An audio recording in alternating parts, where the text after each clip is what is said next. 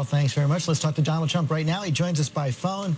Mr. Trump, congratulations on the win last night. It looks like you won every county, every congressional district.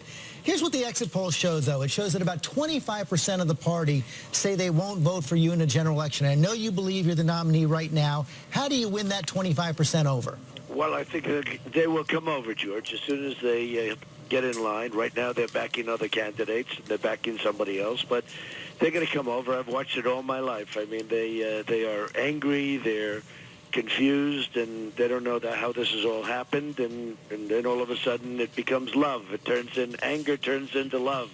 I've seen it many, many times politically and in other parts of life, and that's the way it is. You're getting a lot of buzz also about those comments you made about Hillary Clinton last night. If Hillary were a man, I don't think she'd get 5% of the vote. What exactly did you mean by that? It struck a lot of your critics as sexist.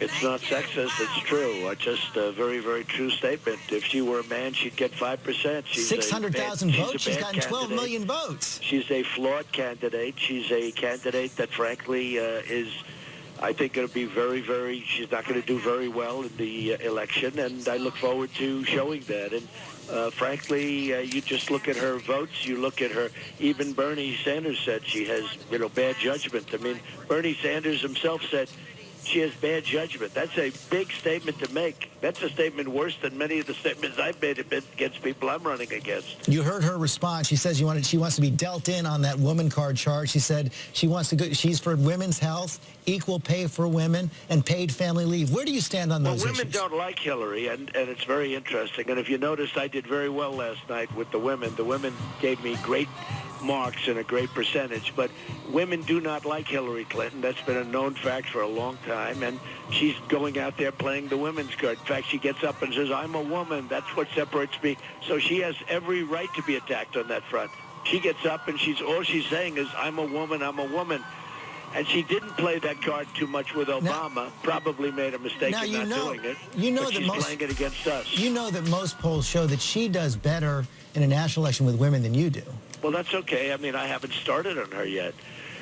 Polls showed that Jeb Bush did better than me, and he failed. The polls showed that all of these people that I played, that I won against, we had a 17 group, that many of them did better than me, and by the end, I was much better than them, and they left the race. I mean, it's one by one. They left the race. Now I have Hillary is going to be the next one, and I look forward to taking her on. I think she'll be much easier than many of the governors and senators I knocked out.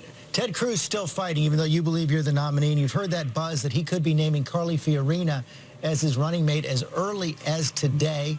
Does that worry you at all?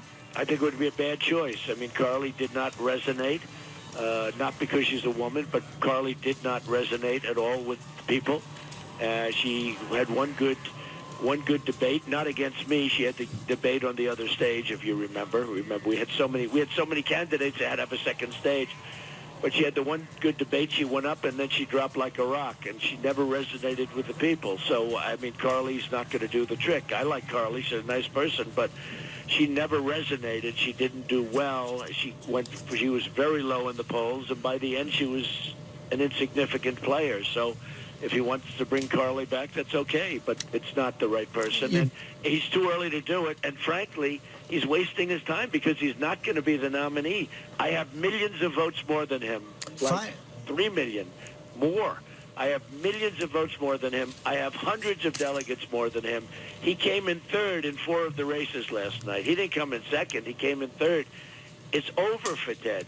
Now, what are you going to do? You're going to go, he goes around on the weekends and he buys up all the second round delegates. He buys them, takes them out for hamburgers, takes them out for cake. He takes them out to hotel rooms. They ride them around town. They take them sightseeing. And he gets I got to get one more question in here, Mr. Trump. Let me just get one more question. You're giving a major I'm not focused on that. I'm focused on the first round. You're giving a major foreign policy speech today. How do you convince people that they can trust you with the nuclear codes? Well, because I'm probably the last on the trigger. I was against the war in Iraq. Other people were for it. Hillary Clinton was for it. You were for it, though, before you were against it. No, I wasn't. I was never for it. I was against it. Before it ever started, I was against it. And I was against it from before 2004. I was against the war in Iraq. And I was against it for years. And Bush used to hate me for being so against it. And they'd send people to the White House to try and convince me. And all I'd say is it will destabilize the Middle East, and Iran will take over the Middle East, and that's exactly what happened. And we have ISIS to top. So they made a horrible decision, but Hillary Clinton voted for it. And by the way, they did not knock down the World Trade Center, okay, just so we get that straight. You know, Iraq did not knock down the World Trade Center, which is, in theory, why we went in there and went after them. So, Donald Trump, thank you for...